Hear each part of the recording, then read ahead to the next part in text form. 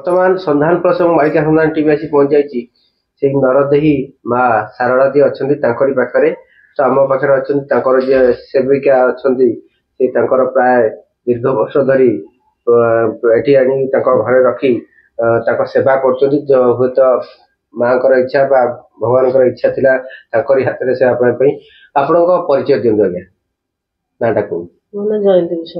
ଆଚ୍ଛା, କଣ କହିବେ ଏଠି ମା କୁ କେମିତି କଣ ପାଇଲେ? କିଛି କହିପାରିନି, ତାଙ୍କ ବିଷୟରେ କିଛି କହିପାରିନି। ସନ୍ଧାନ ପ୍ରସଙ୍ଗ ମାଳିକା ସନ୍ଧାନ ଟିମ୍ ଆସିଥିଲା, ଆମେ ଏଠି କହିଥିଲୁ, ଆପଣ ମତେ କହିଥିଲେ ଯେ ପାରାଦୀପର ସେ ଯୋଉ ଜାଗାରେ ଗୋଟେ ଜାଗାରେ ପାଇଥିଲେ, ସେଠି ଆଉଥରେ କୁହନ୍ତୁ। ନାଇଁ, ସେ ତ ବସିଥିଲେ ପାରାଦୀପ ବସଷ୍ଟାଣ୍ଡରେ। ଆଉ କେତେ ବର୍ଷ ତଳର କଥା ଏଇଟା? ଏଟା 25 ବର୍ଷ ହେଇଗଲା, 24 ବର୍ଷ। ବାତ୍ୟା ହେଇନଥିଲା, ବାତ୍ୟା ପୂର୍ବରୁ 6 ମାସ। ଆପଣ ସେଠି ଯାଇଥିଲେ? ଆମେ ସେଠି ଚାକିରି କରିଥିଲେ ବାବୁ, ଆମେ ସେଠି ଥିଲୁ ଆଉ। ଆଚ୍ଛା, ସେଠୁ ସେ ଆସିଥିଲା ଆମ ଘରକୁ। ଆପଣ ସେଠି ଗଲାବେଳେ ସେଠି ଦେଖିଲେ ମାକୁ? ମା ଯାଆନ୍ତି ତ ଶହ ଶହ ଲୋକ ଦେଖନ୍ତି, ମୁଁ କଣ ଏକା ଦେଖେଇ, ଶହ ଶହ ଲୋକ ଦେଖନ୍ତି, କିନ୍ତୁ କେହି ମାଙ୍କ କଥା କେହି ବୁଝନ୍ତିନି। ହଁ, ଗଦା କରନ୍ତି, ଫଳମୂଳ ସବୁ ଗଦା କରନ୍ତି, ଉଲଗ୍ନ ହେଇ ବସିଥାନ୍ତି। ତାପରେ ଫଳମୂଳ ସବୁ ଗଦା କରନ୍ତି ଆଉ। ତାପରେ ଆପଣ କେମିତି କଣ ଏଠିକି ଆଣିବାକୁ ଉଦ୍ଦେଶ୍ୟ ହେଲା କଣ? ମୁଁ ମା ଆସିଲେ ସେ ପଚାରିକିରି ଆସିଲେ ମୁଁ ଅମୁକ ବିଶାଳ ଘରକୁ ଯିବି। କିଏ ମା ନିଜେ କହିଲେ? କୁଞ୍ଜ ବିଶାଳ ଘରକୁ ଯିବି ବୋଲି ମା କହିଲେ। ସେ ତାଙ୍କୁ ଗୋଟେ ରିକ୍ସା ବାଲା ଖୋଜି ଖୋଜି 2-3 ଦିନ ଭିତରେ ଛାଡିଦେଲେ। ଆଚ୍ଛା, ଆମେ ଆଉ ଗୋଟେ କଥା ଶୁଣୁଥିଲୁ, ସେ ଯୋଉ ନାଳି ଯୋଉ ଡ୍ରେନ ରେ କଣ ରଖିଥିଲେ ଶିବ? ସେଟା ଆସିବେ ଆଉ, ସେଟା କହିହବନି। ନାଇଁ, ମୁଁ କହିଥିଲି ଆଶ୍ରମ ପାଠିକୁ ନହେବ। କଣ କହିଥିଲେ ଶିବ? ନା, କହିହବନି, ତା ସମୟ ହେଇନି। ମୁଁ କହିଥିଲି ଆଉ, ଆମର ଚ୍ୟାନେଲ ମାଧ୍ୟମରେ ବି କହିଥିଲେ। ଆଉ ଇଚ୍ଛା କହିହବନି, ମନା କରିଥିଲେ ମା। ଆଚ୍ଛା, ଏଇ ଯୋଉ ମାଙ୍କର ଆପଣଙ୍କର ମା କଥାଟା ମା କହିବ, ମୁଁ ତା କଥା କହିପାରିବି? ମୁଁ କିଛି ଜାଣିନି, ମୁଁ ତା ଝାଡା ପରିସ୍ରା କାଢିବା ଲୋକ, ମୁଁ ତା ଝାଡା ପରିସ୍ରା ହିଁ କାଢିବି, ତା ଭିତରେ ମୁଁ ଆଉ କିଛି କହିପାରିବିନି। ଆଚ୍ଛା, ଆପଣଙ୍କର ଆମର ଜାଣିଥିବ ଆପଣଙ୍କର ଅନେକ ଜାଗାରେ ମଧ୍ୟ ଅଛି ଆଶ୍ରମ ଅଛି, କୋଉ କୋଉ ଜାଗା ଟିକେ ଅଛି କୁହନ୍ତୁ, କଣ କଣ ନିରାକାର କରୁଛନ୍ତି?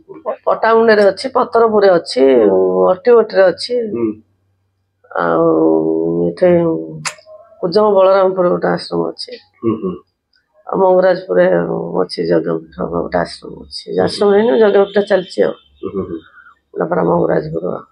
ଆଚ୍ଛା, ସେଠି ସବୁ କଣ କଣ କାର୍ଯ୍ୟକ୍ରମ ହଉଛି? ସେଠି ମନ୍ଦିର ଦୋଳ ଦଶମୀ କି ଯଜ୍ଞ ବିରାଟ ଆକାରରେ ବଡ ଯଜ୍ଞ ହୁଏ। ବଡ ଯଜ୍ଞ ତାକୁ ଗଭର୍ଣ୍ଣମେଣ୍ଟ ଆସିକିରି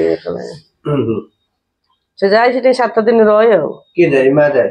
ମା ଯେତେ ଯାଇ ସେଇଠୁ ପ୍ରଥମ ଛକରୁ ଉଠିକି ଯାଇ ସେଇଠି ଥିଲା ନା। କୋଉ ଜାଗାରେ?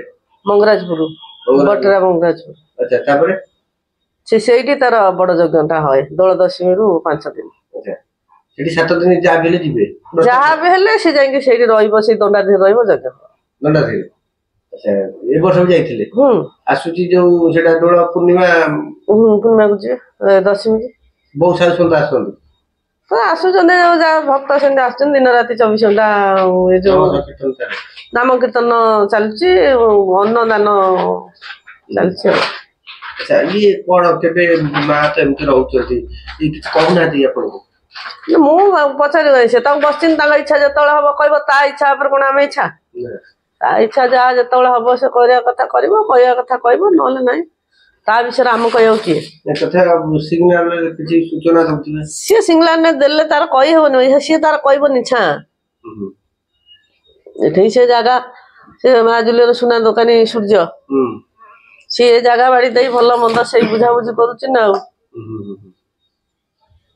ସେ ଘରଦ୍ୱାର କରିଦେଇଛି, ସେଇ ଭଲ ମନ୍ଦ ସବୁ ବୁଝାବୁଝି ମାଙ୍କ ପାଇଁ। ହଁ, ଏ ଜାଗା ଗାଡି କିଣି ଘରଦ୍ୱାର କରିଦେଇ ସକାଳୁ ସଞ୍ଜ ବୁଡେ ସେ ଆସେ, ସବୁ ଭଲ ମନ୍ଦ ସେଇ ଦାୟିତ୍ୱ ନେଇ ବୁଝୁଛି। ମୁଁ ଗାଁରୁ ଆସିକିରି ଏଠି ରହିଲେଣି 3-4 ବର୍ଷ ହେଲା ନା, ସେ ବୁଝୁଛି ନା ସେବା କରିବା ପାଇଁ।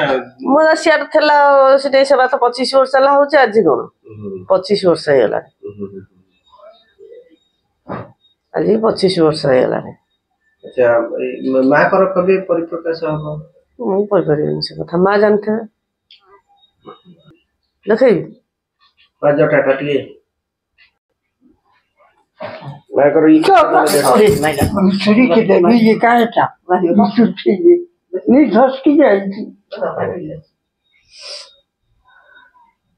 ଆପଣ ଦେଖୁଥିଲେ ସନ୍ଧାନ ପ୍ରସଙ୍ଗ ମାଳିକା ସନ୍ଧାନ ମାଧ୍ୟମରେ ଦରଦେଇ ମା ତ ଏଠି ପ୍ରାୟ 25 ବର୍ଷରୁ ଉର୍ଦ୍ଧ ହବ ଏଠି ଦର ଶରୀରରେ ଲୀଳା କରୁଛନ୍ତି।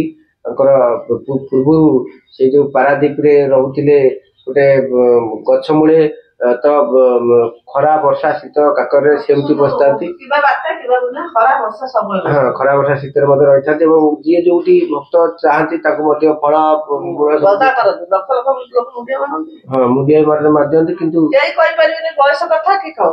ହଁ ହଁ ତାଙ୍କ ବୟସ କଥା ବି କେହି କହିପାରିବେନି।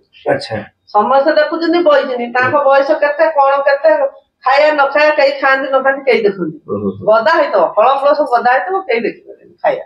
ଆମେ ପରବର୍ତ୍ତୀ ଏପିସୋଡ ଦେଖିଥିଲୁ ସେ ଯୋଉ ଏଠି ଶିବଲିଙ୍ଗ ରଖିଥିଲେ ସେଠୁ ଆସିଥିଲା। ଏଠି ମଧ୍ୟ ଯଜ୍ଞ ଆମର ହଉଥିଲା ଏଇଠି ଏଇ ଜାଗାରେ ବି ଘରେ ବି ଯଜ୍ଞ ହଉଛି। ଯଜ୍ଞ କୁଣ୍ଡଟି ବି ଅଛି। କରୋନା ସମୟରେ ବି ହେଇଥିଲା। ହଁ, ଦୁର୍ଗା ପୂଜା କାଳୀ ପୂଜା ମଧ୍ୟ ଏଠି ଚାଲିଛି। ତ ପରିପ୍ରକାଶ ସମୟ ତଥାପି ଆଉ କେତେ ଦିନ ମା ରହିଲା? ମାଙ୍କର ପରିପ୍ରକାଶ ସମୟ କେବେ ହବ? ଖୁବ ନିକଟରେ ହବ ନା? ଆଚ୍ଛା, ଏଠି ଅନେକ ଭକ୍ତ ମାନେ ଆସୁଛନ୍ତି ଦେଖିକି। ଆସୁନାହାନ୍ତି ସବୁ ଭକ୍ତ ଆସୁଛନ୍ତି ସବୁ। ସେ ତାର ବଇଛି ଆମେ କାହିଁ କହିବୁ ଲୋକଙ୍କୁ।